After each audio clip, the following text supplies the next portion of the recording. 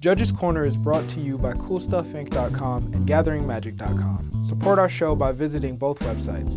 Now it's time for Judges Corner with David Green. Welcome back to Judges Corner. Today, we're going to take a look at Double Strike and how it works.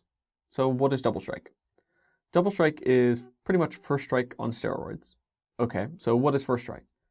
First Strike is a keyworded ability that means whenever this creature would deal combat damage, it deals it before other creatures in a damage called the first damage step. Creatures with First Strike or Double Strike deal damage in this step, and then regular creatures or creatures with Double Strike deal damage in the normal combat damage step. Double Strike is just like First Strike, only you get to deal damage in the first damage step and in the second damage step. So let's take a look at our first example. So here we have a Wrecking Ogre attacking and being blocked by a Centaur Healer. The Centaur Healer will be dealt 3 damage in the first damage step and be killed before we reach the second. The Ogre's 3 damage going into the second damage step won't be dealt to the player because it was already blocked, but won't really be dealt to anything else because there's nothing there to deal damage to.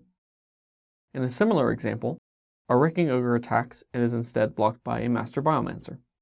Here, the Ogre will deal 3 to the Biomancer, but the Biomancer won't die yet.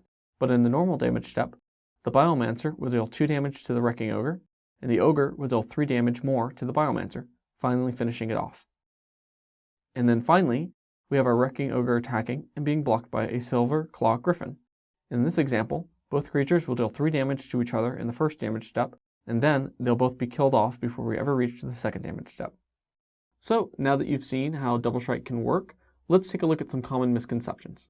So the first misconception would be, what happens if my Double Striker receives Double Strike or First Strike through a card like Aerial Maneuver or Boros Charm?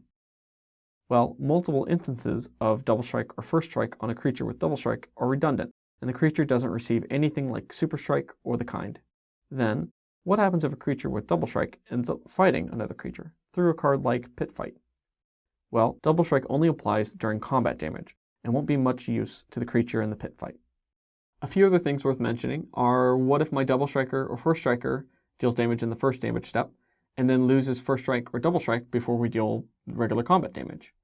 Unfortunately, your First Striker won't get to deal damage again, and neither will your Double Striker because they no longer have those abilities, granting them the additional damage-dealing properties. But when the game looks and sees if they've dealt damage already, they have, so they don't deal damage in the normal damage step. Also, what if my creatures all attack and one of my First Strikers deals damage, and before we reach the normal damage step, one of my creatures gains First Strike or Double Strike? Will they deal damage in the normal damage step? Actually, they will, because just as the same rules say that they can't deal damage, the same rules also say that they can because they haven't yet dealt damage in the first damage step, and the creature is still waiting to deal damage. So let's take a look at the interaction of Double Strike and Lifelink now. So here we have an Ajani Sunstriker attacking with Lifelink and being blocked by a Walking Corpse. Before damage, we give the Sunstriker Double Strike with Boros Charm. When we deal damage in the first damage step, we'll gain 2 life through Lifelink and kill the Walking Corpse. But then when we get to the regular damage step, we won't gain any life because we're not actually dealing any damage to any creatures or players here. Although, that changes if our creature has Trample, because then we'll be able to trample over for 2 when the creature is no longer there, and gain an additional 2 life. Speaking of Double Strike and Trample, you can find out a little more about the interaction of these 2 abilities by clicking a link off to the side, which shows our very first episode covering the 2. In addition to the example above, where our Ajani Sunstriker gets Double Strike and Trample, we have another example where our Gore Clan Rampager is attacking and being blocked by our Riders of Gavony naming Beast. Here, we'll give our Rampager Double Strike with Boros Charm, and when we go to assign damage in the first damage step, we'll assign 3 damage to the Riders and 1 damage to the opponent, and the 3 damage on the Riders will get prevented. Then, in the normal damage step, we'll do it all over again, assigning 3 damage to the Riders once again, and 1 damage to the opponent, and then our Riders will deal 3 damage to the Rampager as well, netting us 2 damage to our opponent. So, this concludes our episode on Double Strike, but before we go, let's take a look at a question brought to us by G-Man. So, G-Man asks, do exalted bonuses go on the stack? That is, if you have more than one exalted bonus, do they get added one at a time?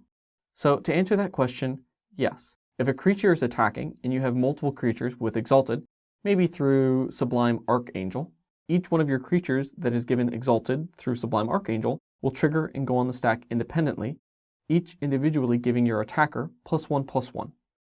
So remember that if you have any questions, to send them to judgescorner@gatheringmagic.com.